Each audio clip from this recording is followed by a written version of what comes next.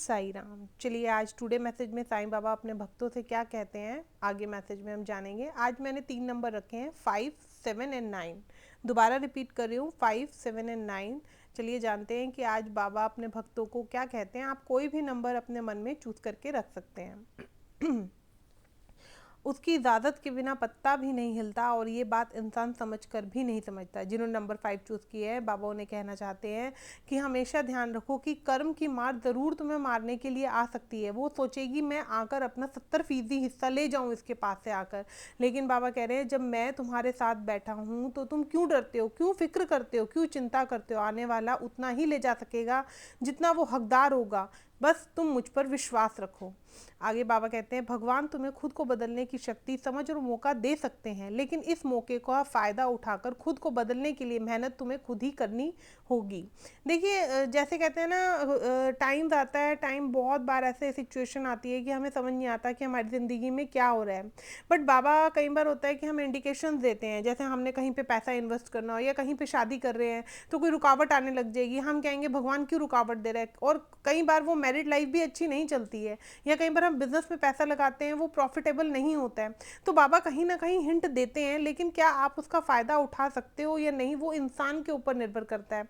तो बाबा से ये प्रश्न मत करिए कि बाबा आपके होते हुए ऐसा हो गया, क्या पता आपकी लाइफ में कुछ होना हो जिसे बाबा ने हिंट देकर रोकने का प्रयास किया हो।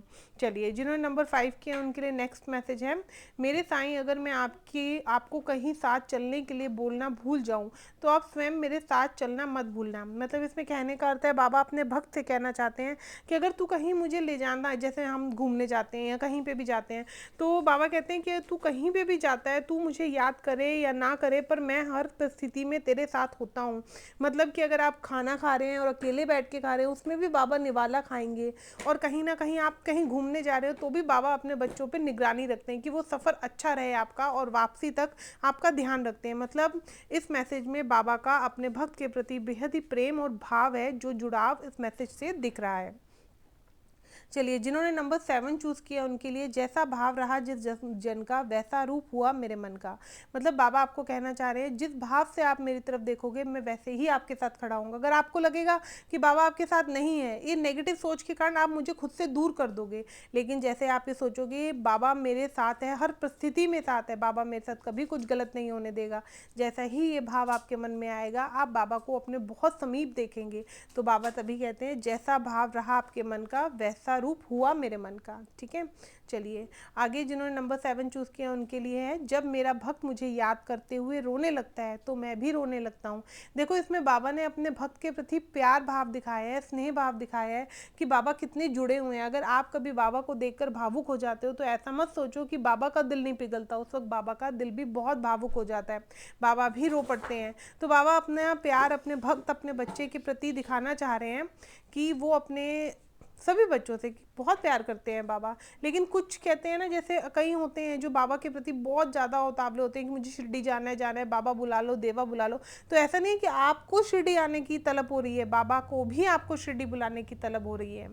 चलिए आगे हैं जिन नंबर 7 चूज़ किया है, जो खोया है उससे भी बेहतरीन पाएगा, सब्र रखे साईं भक्त तेरे भी दिन आएंगे। मतलब बाबा बोल रहे हैं, बहुत अच्छा मैसेज है। अगर आपने कोई चीज़ खोई है बीते समय में या आपको कोई चीज़ नहीं मिल रही है या नहीं मिल पा रही है, तो बाबा कह रहे हैं कि डरो मत, जो खोया है उससे भी बेहतरीन पाओगे, सब्र रखे साईं भक्त तेरे दिन भी आएंगे।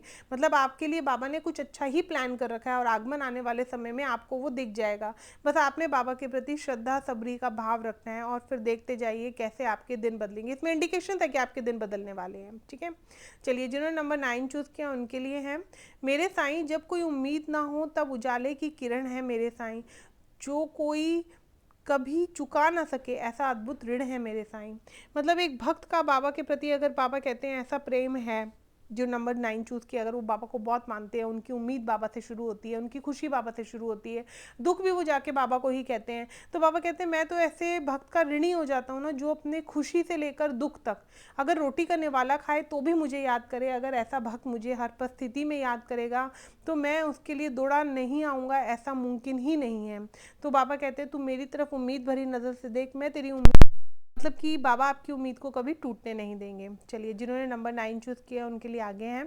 कभी उदास मत होइए और हार मत मानिए, क्या पता आपकी अगली कोशिश ही आपको सफलता तक पहुंचा दे, क्योंकि किस्मत बदलते देर नहीं लगती। देखिए, नंबर 9 जिन्होंने चूज़ किया, अगर वो किसी चीज़ के लिए बहुत टाइम से कोशिश कर रहे हैं और वो उनका मन अंदर से हारने लग रहा है, तो बाबा कह रहे हैं अपनी जो कोशिश है उसको छोड़ मत, कमज़ोर मत कर, कोशिश लगातार करता चला जा। क्या पता अगली कोशिश पर तेरी किस्मत के दरवाजे, कहते हैं ना, बहुत बुलंद हो और ना होने वाला काम भी बहुत शीघ्रता से हो जाए और तू हैरान और भौचक्का रह जाए।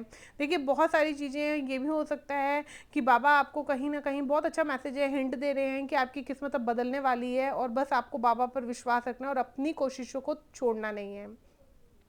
आगे हैं जिन्होंने नंबर 9 चूज़ किया है। जो कल था उसे भूल कर तो देख, जो आज है उसे जी कर तो देख, आने वाला पल खुद ही संवर जाएगा, एक बार ओम साई राम बोल कर तो देख। देखिए, जो कल था अगर आप उसको सोचे जा रहे हैं, बाबा बोल रहे हैं आप उसको भूल जाओ। जो भी चल रहा था, जो भी दुख के पल थे, जो भी शारीरिक कष्ट के थे, वो समय भूल करना, नए सवेरे की किरण के साथ बस साईं साईं रटता चला जा।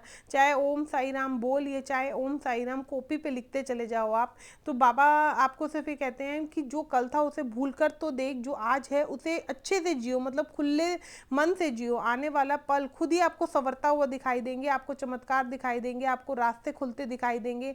आपकी लाइफ में जो चीज़ आप बहुत टाइम से वेट कर रहे हो वो अचानक ही आपको बनते हुए दिखाई देगी। तो बाबा अपने भक्त को इसमें सिर्फ यही कह रहे हैं कि मतलब बहुत स्ट्रांग होके आगे चलिए। चलिए, मेरी वीडियो अच्छी लगी तो मेरे चैनल को लाइक एंड सब्सक्राइब जरूर कीजिएगा।